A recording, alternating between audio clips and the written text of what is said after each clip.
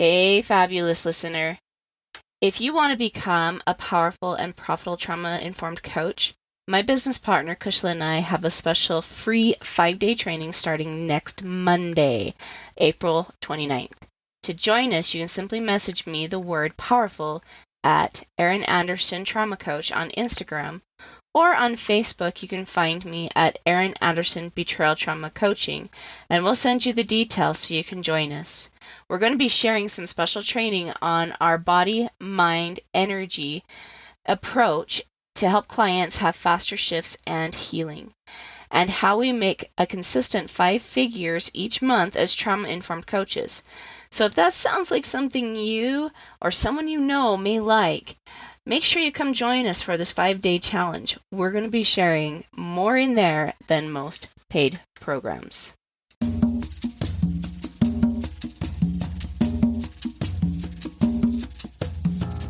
Hey everyone, it's Erin Anderson with the Erin Anderson Betrayal Trauma Coaching. I am super excited that you have tuned in today. Let's get talking about how to heal from betrayal trauma.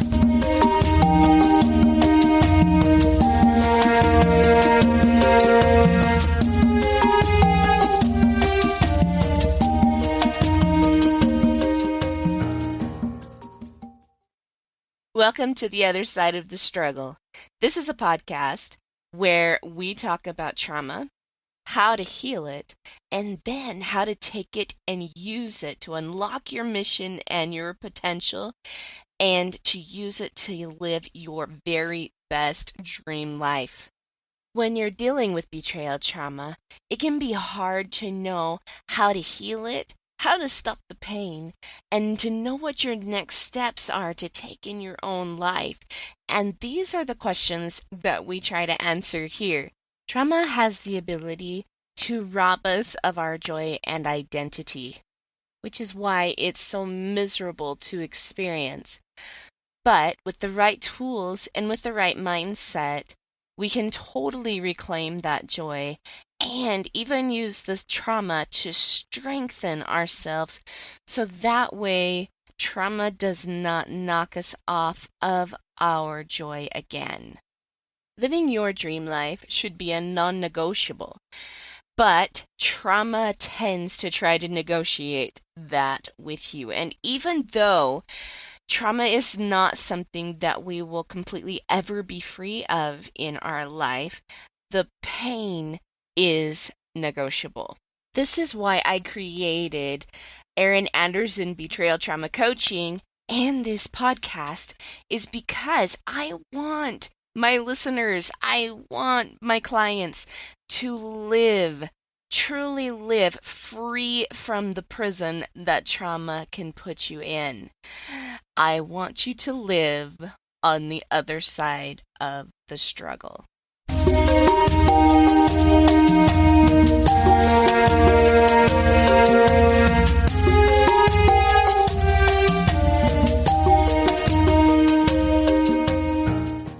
Hey everyone, welcome back to another episode of The Other Side of the Struggle. I have with us another fabulous guest. Her name is Emmalou Penrod. And Emmalou is she's a mother, she's a grandmother, she's a former teacher, and she's taken all of this experience and wrapped it together to become a family relationship coach. And I've sat down with her, I have chatted with her, totally on board with what she teaches. Because I feel like it's you've got that grandmotherly wisdom, and who doesn't need that in this life right now, right? And you take on like her experience with kids and like bringing families together. Oh, she's a jewel, she's a gem. You guys are going to love her. And so we're going to be talking today about boundaries to have in the home when porn is present. Totally, I feel like this is something she can definitely talk to, because as she's been working with families and special education needs in her children and in her students, right? This was actually something that came up fairly commonly. So without further ado, welcome Emmalou, for being here. Well, thank you. I am happy to be here. So and I really am glad you're here, by the way. Like, this is going to be an awesome podcast. And we were just talking before we hit the record button about like some of the things you see porn affect, right? There's like different relationship dynamics. You've got, your relationship with money, your relationship with time, relationship with God, relationship with self, relationship with family, relationship with other people, right? There's lots of different places that we can actually put these relationships. And you've seen like what pornography does, to the children, to the wife, and not only the husband, but when porn is in the home, like tell us about what you've seen. Well, what I've seen is, first of all, there's that precious marriage relationship. Trust is lost. It's a betrayal. Oh, it is.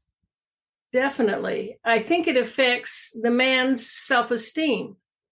He no longer, he may even hate himself or struggle with those emotional feelings, experience some shame, or at least a dissociation from a normal, healthy, loving relationship.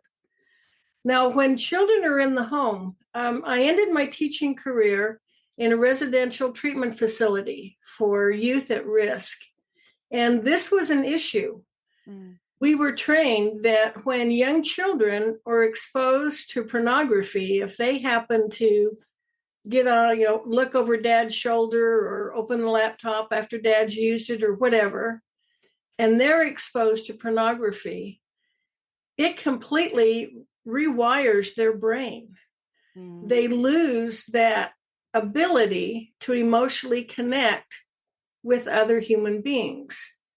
If there isn't some intervention, if they then become addicted to pornography themselves, and quite often they do, then they're not able to view other people as human beings. They're objects to be manipulated.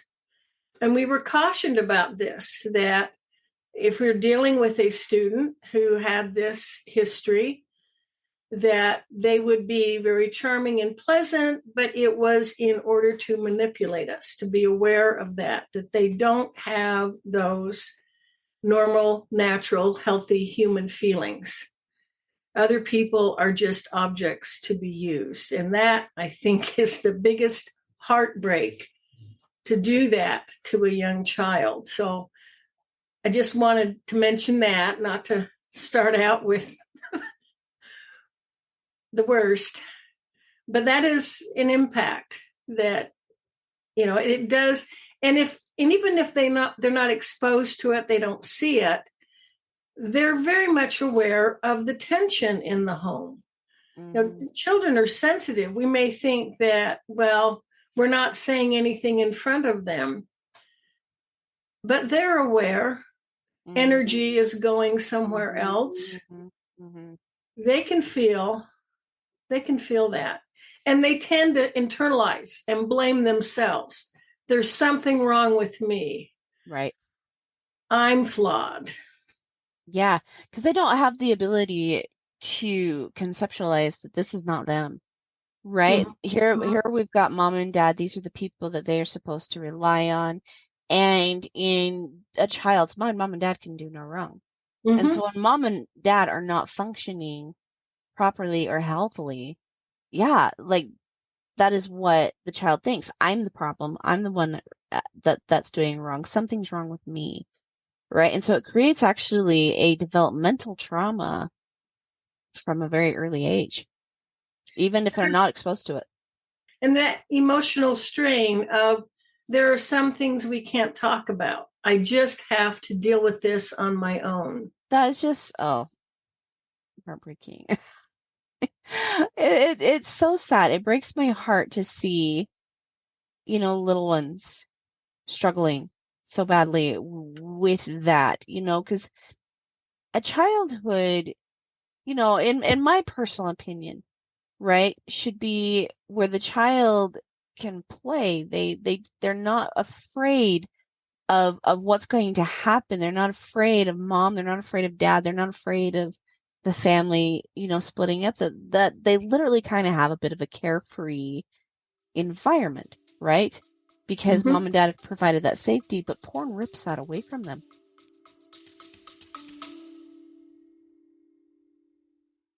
So how do you feel about boundaries? It's a legitimate question. A lot of people come to me really struggling with this concept. They often feel guilty for setting boundaries, or they're not sure about even what a boundary is. They've heard the term, set the boundary, things like that, but that's really confusing for them because it's not something that's well taught in our society nowadays, right? They know that boundaries are really important to having healthy, constructive, supportive, and wonderful relationships, but why? And oftentimes they also know that they feel like their boundaries are being violated, but they can't quite pinpoint what the boundary is that's being violated. That's why I've created the Clarifying and Creating Your Boundaries free PDF.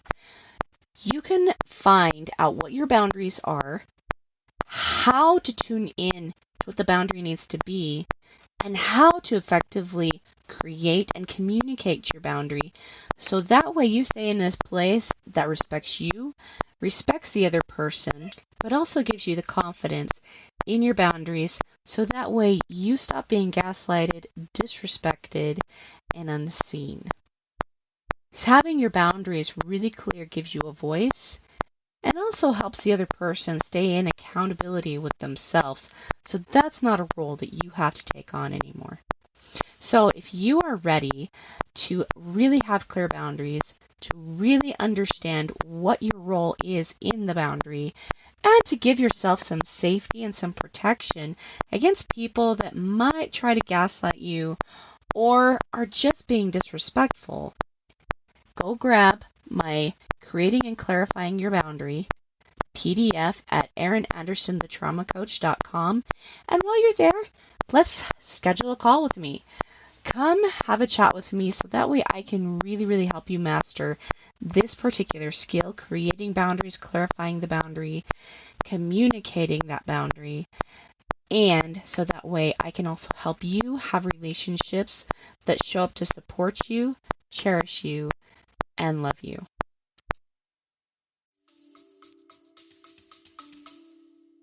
Well, and think how it affects their mother. It could damage her self-esteem. She may begin to feel like there's something wrong with me. Excuse me. I'm not enough to satisfy my husband. Mm-hmm. And you can't teach children to be confident and to believe in themselves if you don't believe in yourself. Right. So, I mean, it's harmful to the woman. I mean, that puts her, severely impacts her ability to provide that love and nurturing that her children need, Well, and she's got to take care of herself, right? Mm-hmm. Right. It's not selfish for a woman to want to satisfy her needs. You've got No. to fill your cup before you can. Well, and not only that, I mean, she's dealing with the majority of the mental load, in the home when Mhm. you're dealing with kids and like the cooking and like the cleaning and the organizing and, oh, now this kid needs this and this child needs this. And there's always somebody tugging on her with a need. And when porn is scooping out her soul, in a sense, like there's really no better way to explain that, right? Mhm. There's so little to give. And so it does, like it really causes a big crack in the foundation and in the safety of the home. So what happens to children's neural development, spiritual and emotional development? We kind of talked about like the emotional side of things, right? Like obviously it's causing them to be feeling very unsafe, neglected, unloved, because neither parent is able to necessarily give what they need to give to these children, right? But what happens to their actual like neurodevelopment and their spiritual development?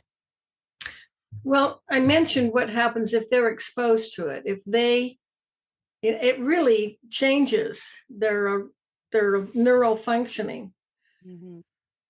It alters them that way. But even if they're not exposed to it, that you know they're writing when they're very young, they're very impressionable, and they're writing those mental programs that define how they view themselves, how they view the world around them.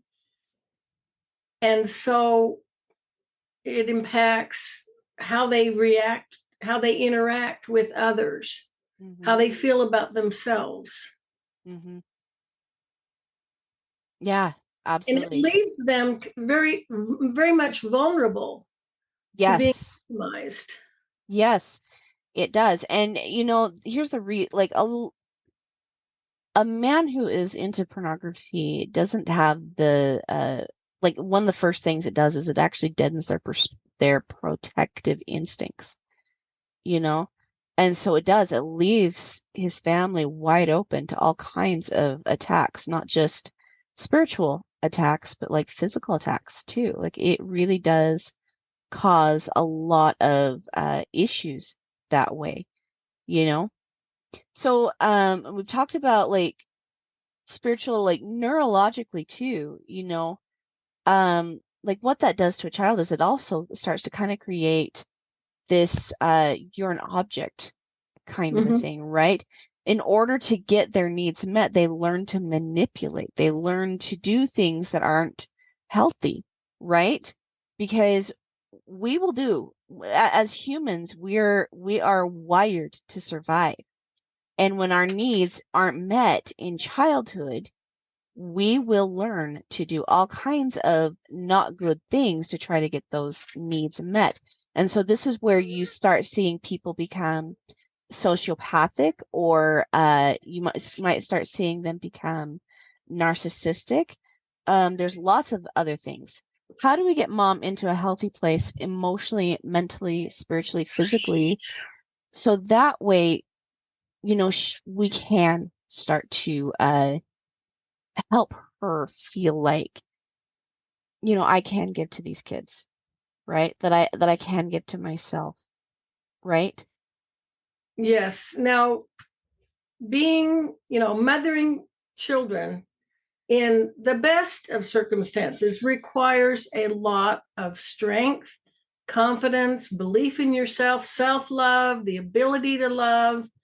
So, in this situation, now she has this monumental task, this challenge before her. She will need this support. She will definitely need to get the foundation of having a strong connection with God herself, having deep faith, believing in herself, believing in her value. It's easy to assume, well, I deserve this, or, I'm flawed, therefore, this is all I can expect.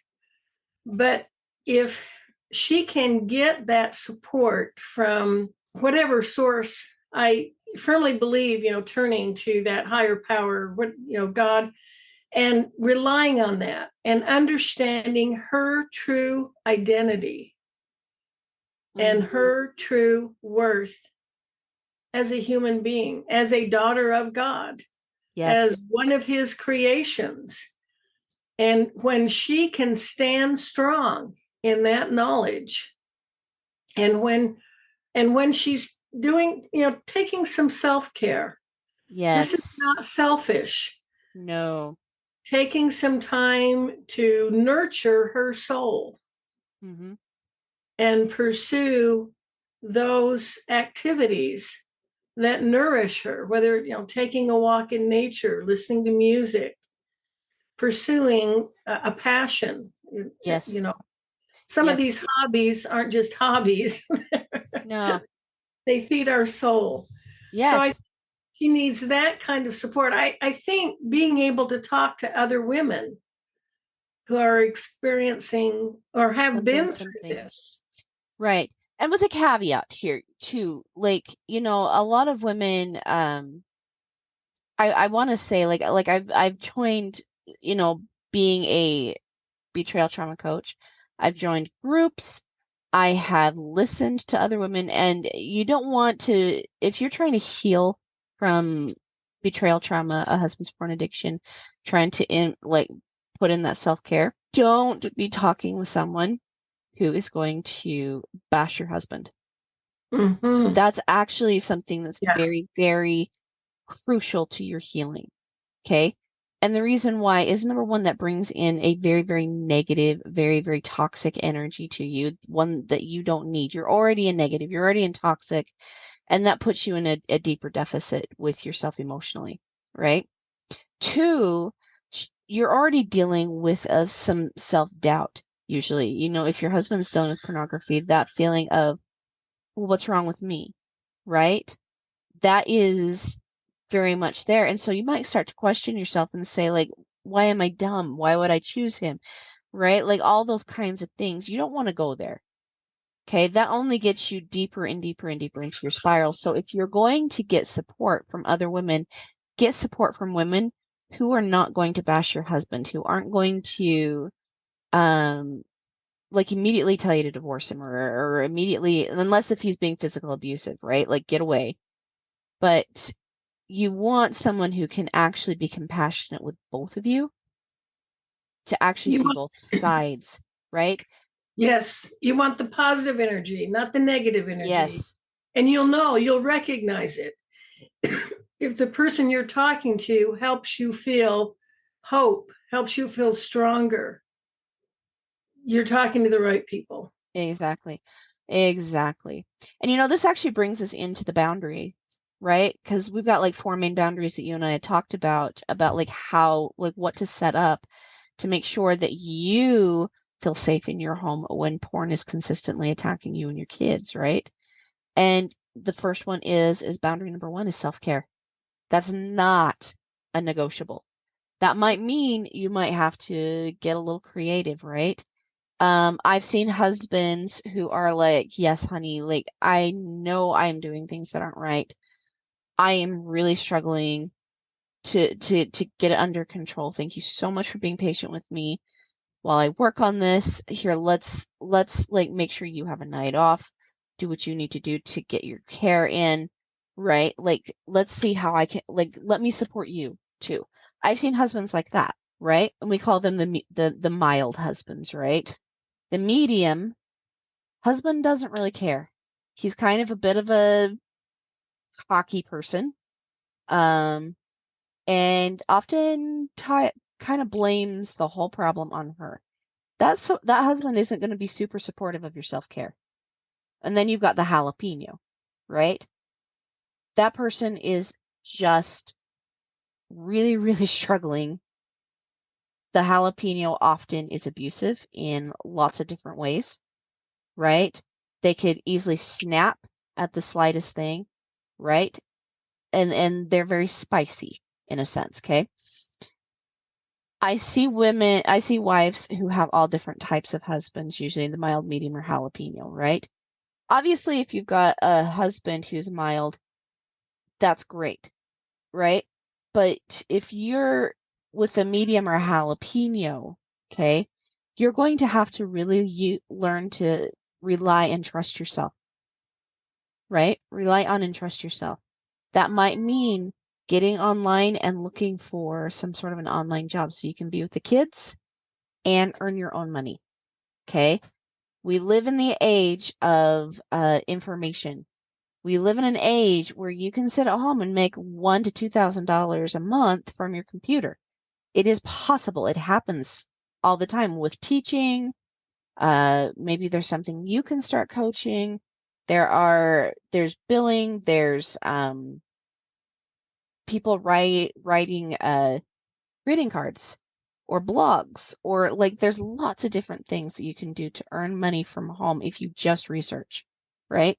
If you start doing some research. The second thing too, right, is you might have to take some responsibility and find a babysitter, somebody that you can actually take the kids to so they're not being left at home with dad. I know, like, especially if there's somebody out there that's like, oh my gosh, that feels exhausting, that's depleting, right?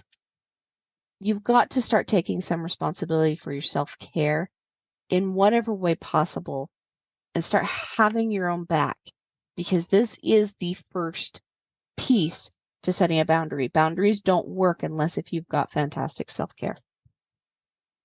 Mm-hmm. They don't. What do you like? Do you have anything to say to that? I agree. I agree completely. We'll go with that. But this I is do. yes. But this is like the first caveat, the first boundary that, we talked about, Emmalou and I, is self-care. That is a non-negotiable, right?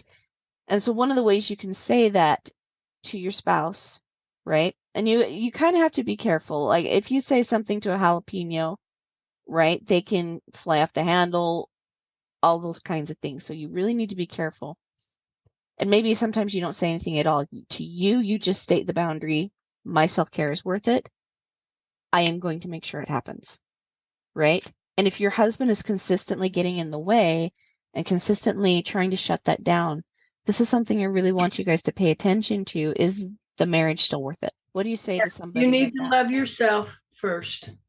Yes. You're not an object. You have divine worth, and you deserve to be cared for, to be safe. Yes. Yes. And you need to make sure you're replenishing your bucket. The second boundary is make sure the kids are safe, right? Mhm. Emotionally, mentally, spiritually, physically. I like your idea of maybe instead of leaving them with dad, have someone else. Yeah. Yeah. Take them somewhere else, right? You have to kind of gauge your husband on some of this stuff, right? If hubby is good, like, bless my husband's heart, he's a sweetheart. I could totally leave my kids with him and he was really good.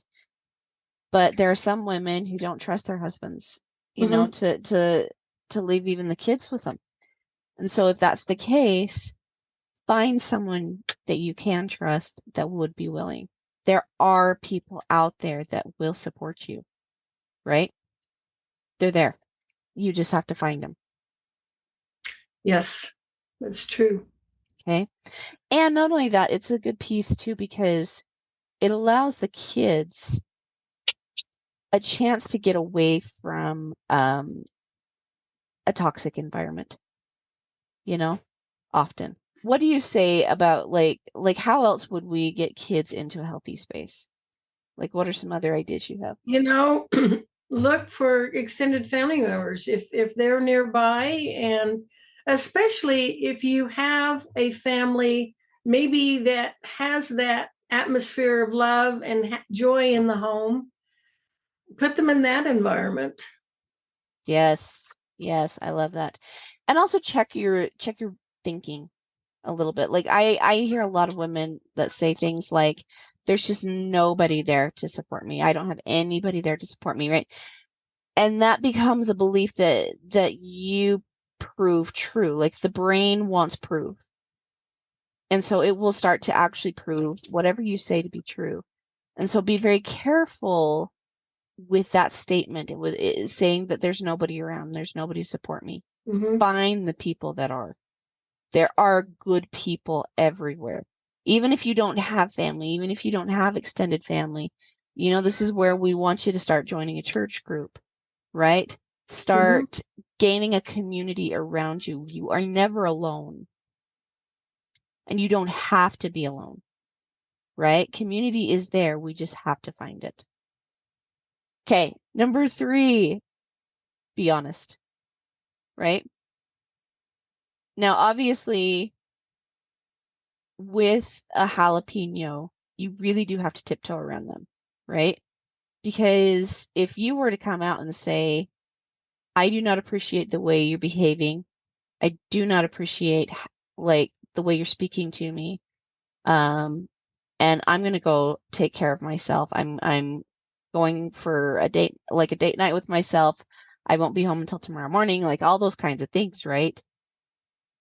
The jalapeno can snap at the littlest thing. So if that's the case, sometimes you have to kind of gauge these things. right? If you're terrified of your husband, you really need to ask yourself again, is this marriage worth it? Right? So we're talking about, you not only need to be honest with yourself, you need to be honest with your husband. Yeah, we do. Right? And you do really have to be honest with both, right? Mm-hmm. Because if you are allowing your husband to dictate your every move, that's not honest with either one of you. No. It's not. No, and if you're trying to kid yourself, like, well, it's not that bad. At least he's providing for us financially. We can just overlook this. You need to be honest with yourself. But when you say honest with your husband, you also mean letting him know how it's affecting you, rather than Yes. pretending like that you don't notice or you don't know. Mm-hmm. Yes, exactly. And like I said, in the rare cases where you do have the jalapeno, being honest doesn't necessarily look like using your voice. Being honest looks like taking action, right? Mm-hmm. And getting yourself safe Yeah. and the kids safe. And getting out of there, don't communicate, don't do anything. Maybe being honest looks like actually starting to document the things that are happening, right? And doing everything you can to get yourself into that safe space where you've got support, right? Yes. That's honesty. That's actually taking a look at the situation and not allowing what is not okay to continue. That's honesty, okay? But with the mild and the medium, most of the time you can use your voice and you can say, "No, I am not okay with this. This is not happening." Right? I had a client who had a beautiful conversation with her husband, right? She and I chatted and I had to ask her to get really honest with herself, right? This third boundary. Like, what are you not okay with? And she mentioned that she's not okay with her husband being on his phone, right? That she didn't like him being on the phone because it made her feel unsafe.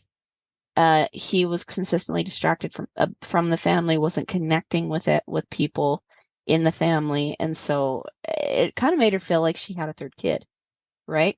Mm-hmm. And I had to ask her, so how do you feel about that? Like, what do you want to do? She's like, I seriously want to take his phone away from him and like sell it, get rid of it. And I said, okay. And I had her like walk her through like what are the results of each one of those if you did something like that. And are you doing this, number one, because it's best for you, best for the family, or are you doing it out of anger to get revenge, right? Because it's a totally different action depending on what the emotion is, right? You can have the same action, but a very different result based upon the way you're acting, like what you're acting out of, right? Mm-hmm. And so she made the decision to be calm, but she took her husband's phone one night while he was asleep. She had bought another one that only had call and text. That's it. No internet, right? And she took her husband's phone and smashed it. Okay? And I'm not saying that, like, to those of you listening to the podcast, I'm not saying that's always the best thing to do, okay? But it gave her some peace of mind. And when he came to her, it's like, why would you do that? I didn't give you any, like, we hadn't talked about this. We didn't come to this decision together. She said, you didn't talk to me about every single time you looked at porn. You didn't talk to me about how you were going to use this phone. I was not a participant in this. We didn't make decisions together. And it was the first time he actually heard her. You know, bless his heart. I have to give kudos to her husband because he was like, oh, you're right. Mm-hmm. You know, used that phone and, they ended up doing a lot better from that moment on. Both of them, right? Because he kind of started to understand how she was feeling. It's that communication. Mm-hmm.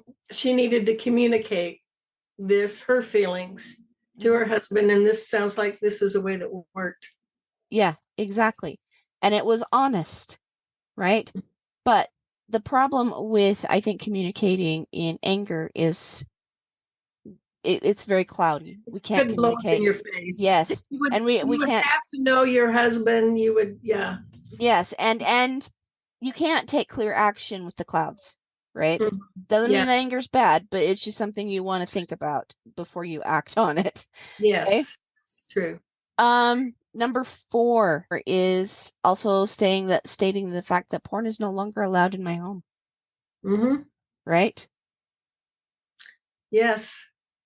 Time to draw the line in the sand. Yes, absolutely. And the thing is this is like, again, where we start getting into that communication with your husband, right? When we say, I'm sorry, porn is no longer allowed in my home. So you have to check this at the door. You have to do this. You have to do this. You have to do this because it's not allowed. However, if you insist on using pornography, I'm not going to judge you. I'm not going to hate you. I just want you to know that you're going to have to go somewhere else to do it. Mm-hmm. And I can't let you back in the door. Right? Because not only, like, if he's going to go somewhere else and view pornography, he's still bringing the energy of it with him in the home. He's still bringing the entities. He's still bringing the images. He's still bringing it into the home because he's an active user. Exactly. And I love the wisdom when you describe these steps. If this it is attempted, this saying porn is no longer allowed, at the beginning, as soon as you find out you're not ready, the woman isn't strong enough. She needs, I love these steps that you outline. They're key to, this is the culmination of when you can say, not in this house. Yes. Yes, exactly. And you need to have that confidence in your ability to be able to have the self-care, be able to create, the money and the things that you need to create, right? To be able to communicate very clearly with your husband and be able to get to that point where, okay, husband, it's time for you to separate yourself from this, right? And if you tried it before you had all of those, and he said, no, I won't, you would back down. You wouldn't be strong enough. Mm-hmm. Yeah, exactly. I love your steps. They're brilliant. Well, thank you. I appreciate that. I appreciate that. So, bringing this back full circle, when mom has these steps in place and these boundaries, right? What do you see happening to the home and the kids and the husband from there? Well, it shifts the entire atmosphere. First of all, instead of seeing mom as a victim or powerless, mom is now an active participant. Mom now cares enough about the children to want them in a safe environment. They will feel that. Mm-hmm. And as the parents communicate and their relationship becomes stronger, they will feel that. And even more powerful, they'll see that it's okay to have problems, but when you work together to overcome them and become a better person because of it, and they'll see that change in dad. Dad will probably become more engaged with them. He'll be a better father.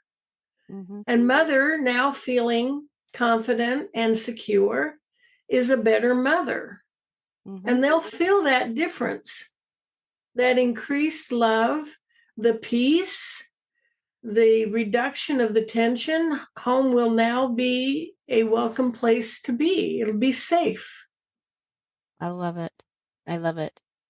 And it's amazing how, it's been amazing to me in my own personal journey, having to heal from these things and my own childhood trauma and like all those things, to see the difference in the energy, the difference in our home and the difference in my own children, right?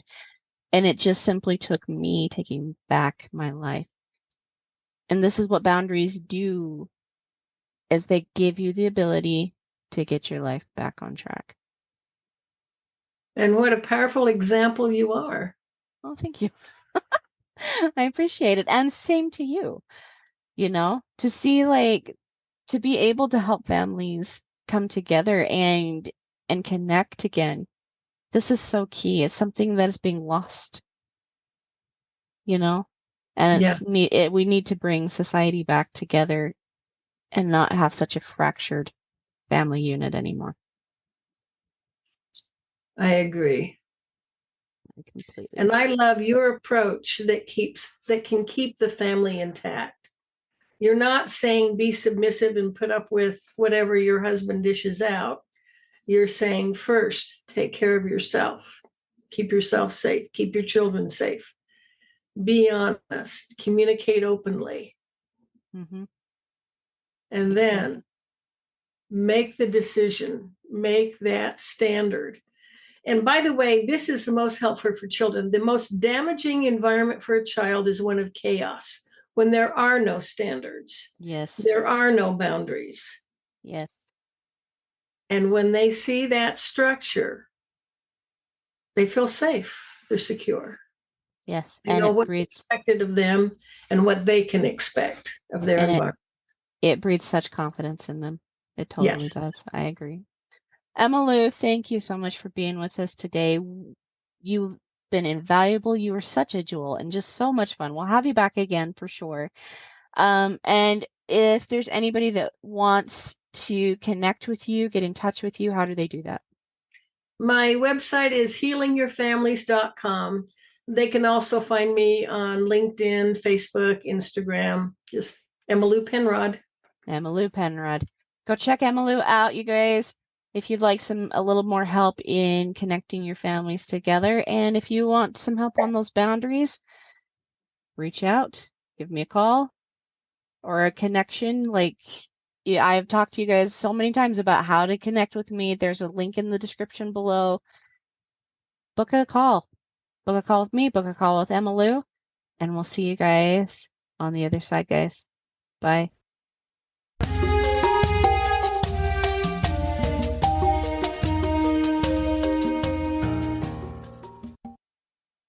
Okay, so I've got a question for you.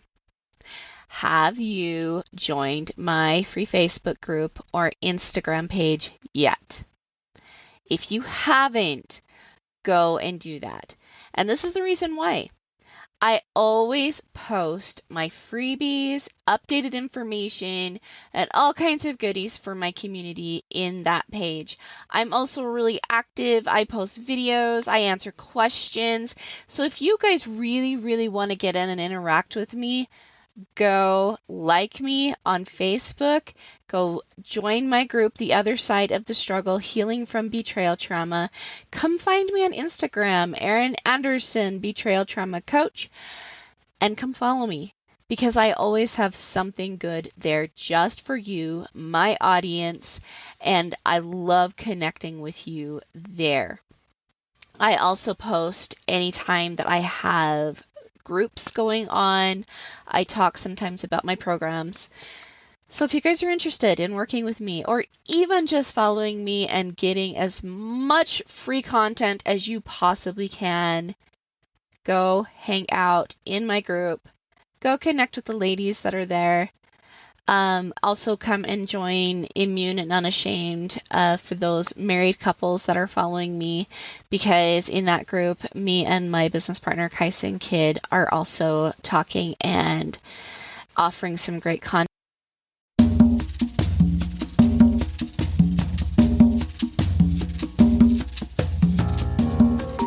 Hey guys, thanks so much for hanging out with me today and listening in on this podcasting episode. Don't forget to tune in next week. It's going